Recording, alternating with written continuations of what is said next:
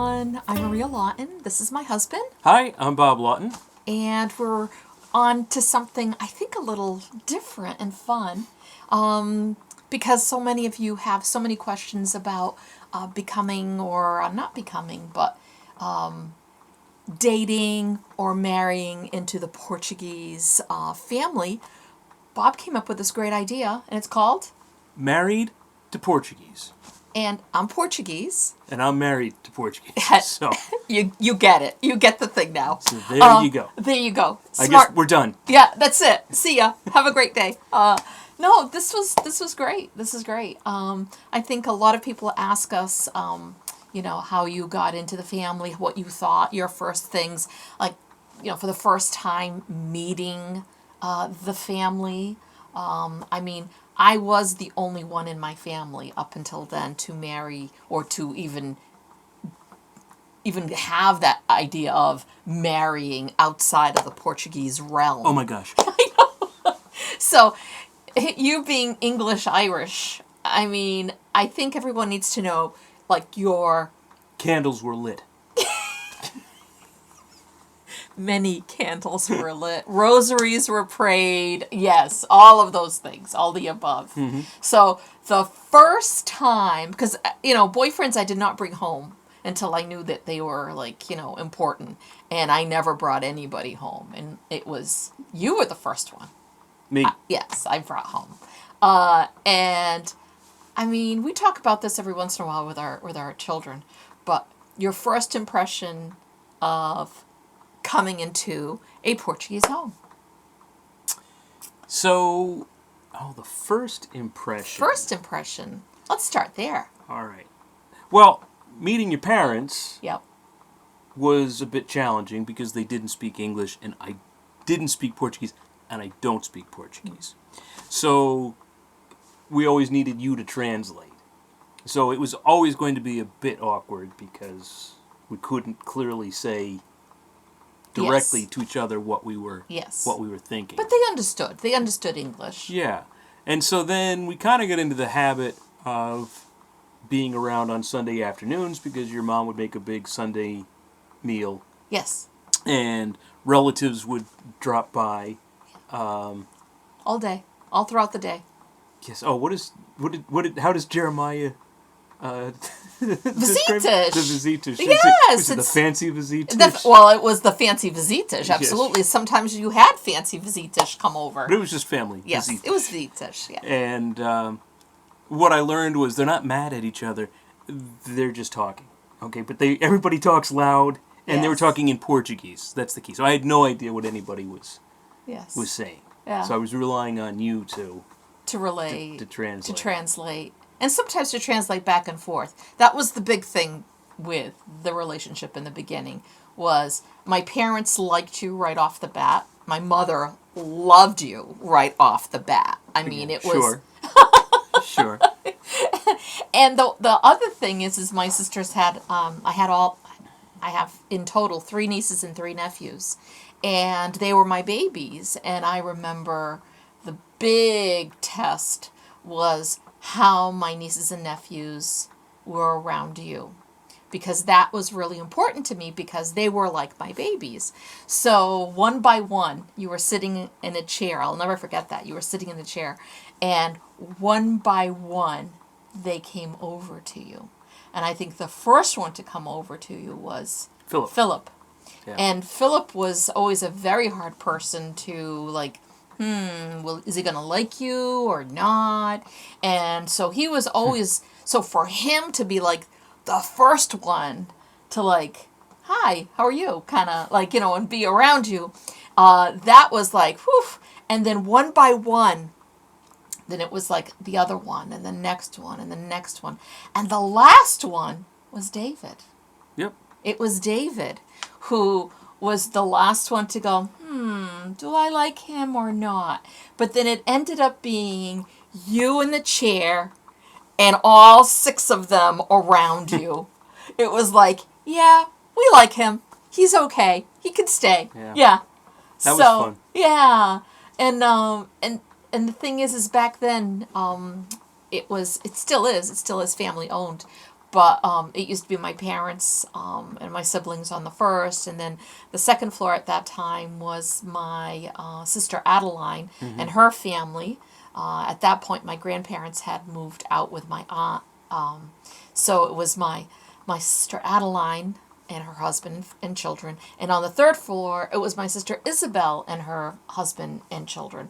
So it literally was a family home. And so then the first time meeting them, they were very loud. Of course, we tend to be loud. That's off the bat. That is off the bat. And we're very passionate. Let's put it that way. We're passionate people. Mm-hmm. So, and I think we always discuss this. I don't think I can talk. And here I am with my hands.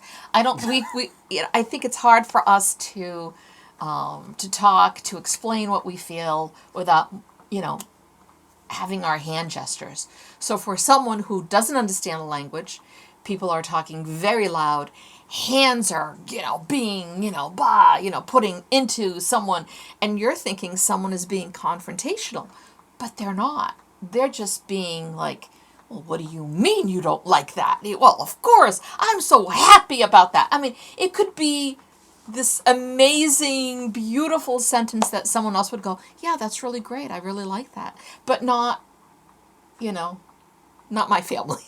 Yeah. Not my family. My family was quieter. Yeah, your family was very laid back. Much like you. Yes. Yeah. That is correct. So I had to rely on, and it wasn't for lack of trying. I've been trying for 30-some years to learn the language. Yes.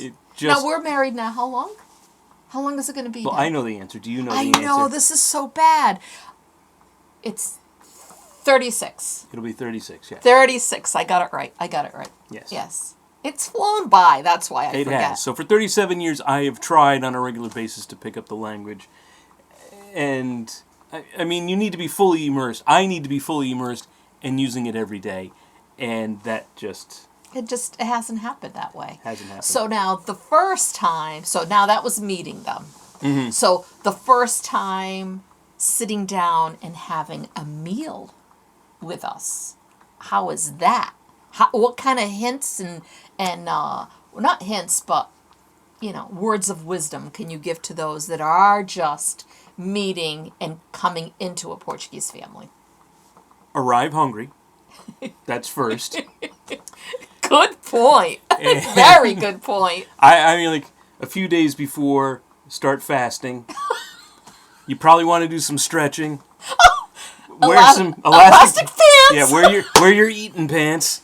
That would be your best bet. Our memory, we both probably remember Thanksgiving as being the first meal I ate at your parents'. I don't think it was. There were probably some Sunday meals in there. There was a Sunday. Yeah, I think there were. Where it was, like just the four of us, or... Yes. But generally, Thanksgiving is the meal that I remember most. Well, I mean... And that was both sisters, husbands, the 6 nieces and nephews, you and I, your mom and dad. I mean, it was a lot of people into that first floor apartment. Yeah. And, furniture is moved and tables are brought in. Oh, yeah. And so much fun. There was so much food on the table. And, typical Thanksgiving at my house. My mom's a good cook. Always enjoyed her food, so I'm not saying anything about my mom's food. We would have a turkey, and we would have the fixings. And Maria's mom had that, but then she had pork, and she had probably chicken and we beef started with and, soup. And, yeah.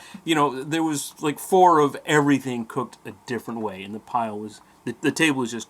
pile, just heaped with food. And then there was another table that was the dessert table. You must have the dessert table. Just in case you were still Yes. hungry. So there was a lot of commotion. It was steamy from all of the cooking. It smelled amazing. Yeah. And I ended up sitting, as I recall, at your dad's right-hand side. I was up at the front of the table. So it was your dad and your 2 brother-in-laws and myself. And boy, could they eat. Your dad started with a soup terrine. Well, not a bowl. He had a soup terrine. Not a terrine. It sure felt like a terrine. It was a a serving bowl, kind of like, but it wasn't a soup tureen. It was a lot of soup. It was a lot of soup. He had a lot of His soup. man loved his soup. With the expectation that we would all want that much, that much soup. So I took a polite amount of food for my first, for my first pass at it, and they wanted to know if I wanted wine, because they were still making wine. So I was like, oh, homemade wine. I've never had that before. Sure. I was used to getting wine in a wine glass in a polite portion. This was 16-ounce juice glass poured to the top, and didn't matter how much I drank, it never went down. No, there was like a hole in it. It kept went down. getting emptied and filled. Yep. In the same way that my plate never seemed to empty. No.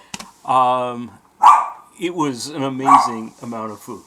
Just Yeah. amazing. I'm pretty sure I fell asleep at the table. Are you I tried to keep up. I'm a competitive guy. There was no keeping up. None.